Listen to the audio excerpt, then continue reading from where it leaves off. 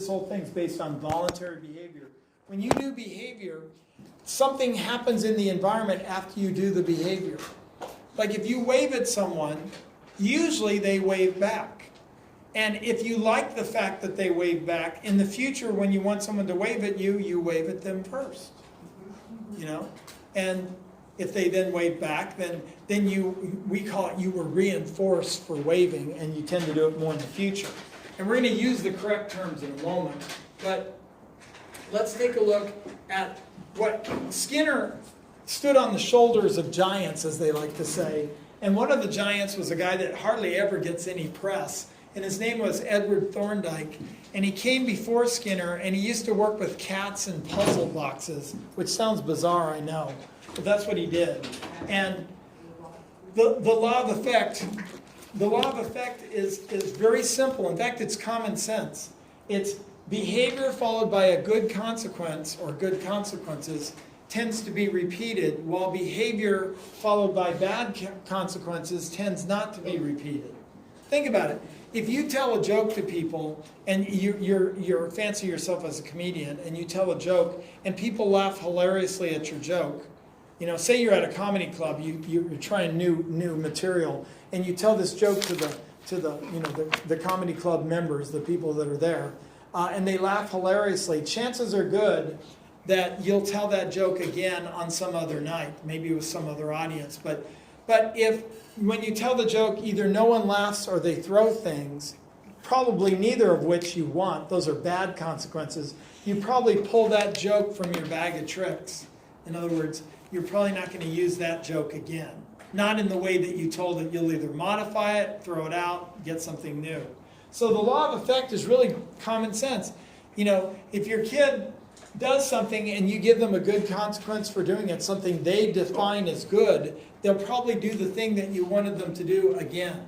If they do something you don't want them to do and you give them a bad consequence, something they find bad, then they probably won't do that behavior as likely again if they find the consequence bad enough. That's why punishment only works when it's severe enough. Mild punishments, you know, many of us, how many of you have ever done this before? Your parents said, if you stay out past your curfew, like 10 o'clock, you're going to be punished. And you knew their punishment meant that you'd have to stay home after school for a day. You're grounded for a day. Well, you're out having fun, and it's about 9:59, and you're going, man, this is way too much fun. I'm not going home right now. And then you think, yeah, but I'll be punished. Yeah, what? I got to stay home for a day. I need to catch up on my homework anyway. No big thing. So in other words, you voluntarily choose to do the behavior because you don't think the punishment's bad enough to dissuade you from doing the behavior.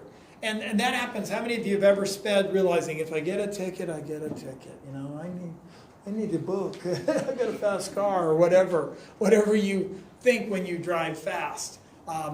You know, or you think foolishly, I won't get a ticket. Because after you get a ticket, sometimes you go, oh, I'm not going to speed for a while, or maybe, you know, or maybe you do. You know, I remember once I got a ticket, the cop gave me a ticket, and he was still at his car, and without even thinking, I drove away, and I was suddenly breaking the speed limit again, just like that. I mean, right after he gave me the ticket. And it was going to cost me a couple $100 for sure. That was back when tickets were cheaper. Did he pull you back over? No, he was still back behind me. So no, but I looked down in horror because I think it was back when the speed limits were 55 on the freeways, and I was suddenly doing 70, and I was doing 70 when he tagged me. So and he didn't buy whatever I was trying to say. So he gave me the ticket. I took it, went back to the car, and he's still doing something on his radio or something. So I take off, I drive away, and then I look down, and in horror I see him doing 70 miles an hour again. But luckily he wasn't behind me. But I suddenly realized that the punishment apparently wasn't severe enough. What if they'd taken me to jail and impounded my car? So it's going to cost me $300 to get the car out. A couple $100 to get a lawyer or something to get me out of jail, or to post bond or bail. I think it depends whatever. on the person, because not everybody, learns from their mistakes when they go to jail. Yeah. Well, some people, see, to me, jail would be very aversive. By aversive, I mean very unpleasant. I wouldn't like it. and therefore I don't like being caged in anything. You know, I always like my options, and you don't have many when you're in jail. But let me get back to this. So the law of effect simply says behavior followed by good consequences will be repeated, and of course the opposite, behavior followed by bad consequences, won't be. And here's where we get to the an example of this would be this short video clip from the Big Bang series. It's only a 2-minute clip, so let's bear with it. Whatever. Are you finished? Are you finished? Thank you. How thoughtful. How thoughtful. Would you like a chocolate? Would you like a chocolate? Yeah, sure. Yeah, sure. Okay, hang on. I double clicked it. Are you finished? Well, thank you. How thoughtful. Would you like a chocolate? Yeah, sure. Thanks. Oh, sorry, Sheldon. I almost sat in your spot. Did you? I didn't notice. Have a chocolate. Thank you.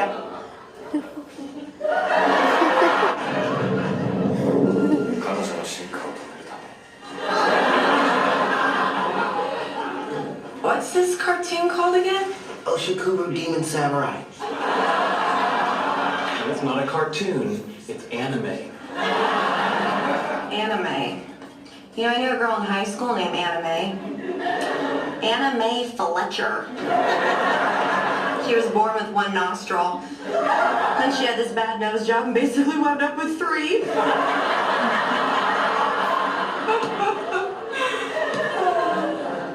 You're here a lot now.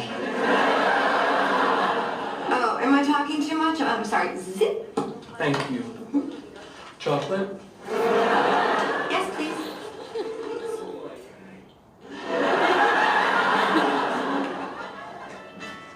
Oh. Hey, Kim. Yeah. You know what? Hold on. Let me take this in the hall.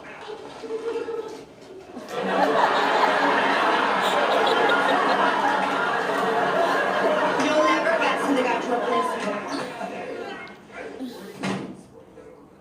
Okay. I know what you're doing. Really? Yes. You're using chocolates as positive reinforcement for what you consider correct behavior. Very good. Chocolate? So even though that's kind of goofy, it's actually true. It's actually true to life in the sense that what we're going to be looking at now is actually we're gonna be looking at what we call the operant conditioning paradigm. That's a fancy way of saying model or view of the world. And we start off with antecedent stimuli. These are stimuli that are in the environment before you behave. By behave, I mean do something. So for example, let's say, unbeknownst to me, you guys had all been moved to another room tonight. So when I roll in, like at 7:05 or whenever I came in, none of you are here. I know I would notice that and I go, gee, that's odd. Well, I'll just set up. So I set my stuff up. And then it's like 7:10, 7:15. Gee, that's weird. Do you think I'd then go into my little song and dance routine for the next 2.5 hours if none of you were ever here in the room? See, it's not a reflex that I start to do the lecture or the discussion or whatever you want to call it. It's simply you are an antecedent stimulus that tells me that doing, my psychology bit is the right thing to do. And I've done this before, I've walked into the wrong room before, at the right hour but the wrong room. I teach in all 3 of these rooms during the day. So BP 9, I think, what are we in now? BP 8 and then BP 7. And sometimes I walk into the wrong room. I just do, I'm not thinking, and on autopilot, and I walk in, and then I see it's the right time, but the wrong room. So, like, I might have walked into the room next door, and there's either no one there or a different group of people, and I suddenly realize these are not the antecedent stimuli that cue me to do my little lecture routine, so I don't do it.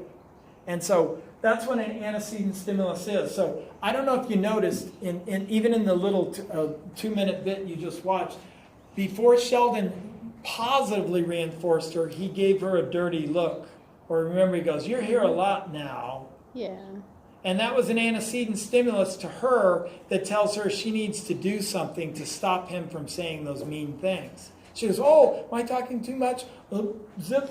And then he positively reinforced her. But in fact, she negatively reinforced, she was negatively reinforced for basically shutting down. And those dirty looks that people give you, or smiles, or a ringing phone, these are antecedent. Ante means before. These are stimuli that come before an event. And then consequences are the stimuli that come after the behavior. So you do something, and then a stimulus consequence is just what happens after you do something. So you wave at someone, and then the consequence is whatever they do back. Nothing, wave back, flip you off, whatever, they'll do something. And if you like those consequences, you tend to do it again. If you don't like the consequences, you tend not to.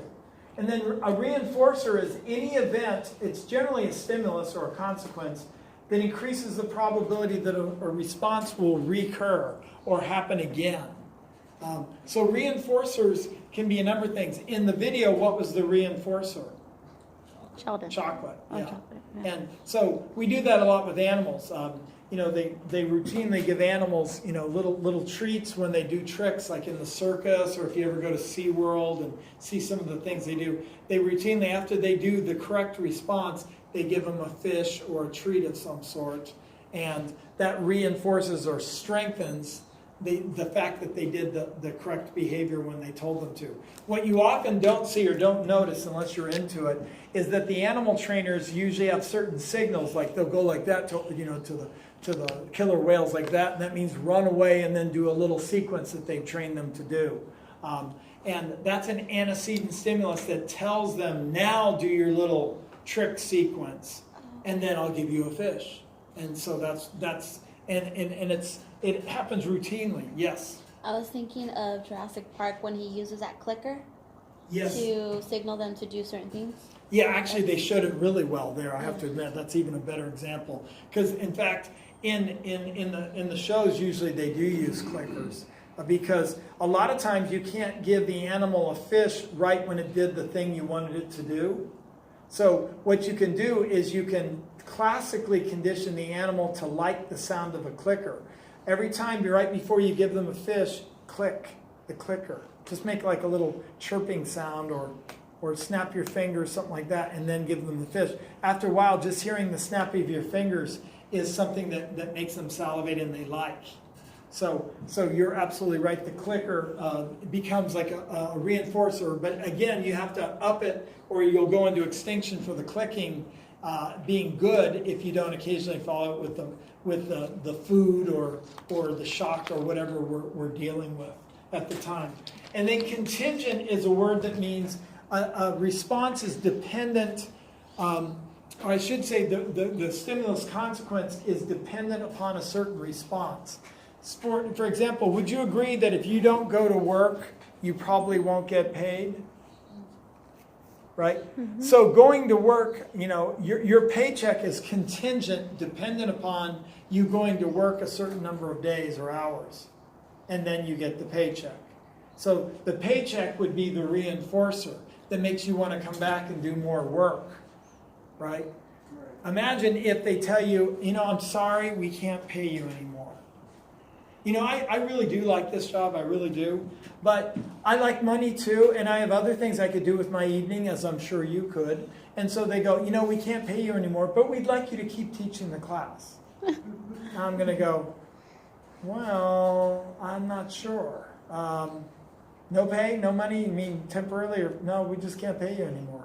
I'd probably go, well, see ya. In other words, because I'm doing it somewhat for the something to do too, but it's also for the reinforcement of money.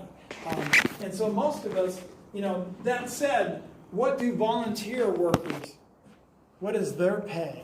Because everybody gets paid or they don't do what they do. But you say volunteer workers work for free. That's true. They get no obvious pay, but there is a payoff for being a volunteer. Either experience or happiness from. Yeah, you might enjoy the smiles on old people's faces if you go to an old folks home and entertain them or help them move around.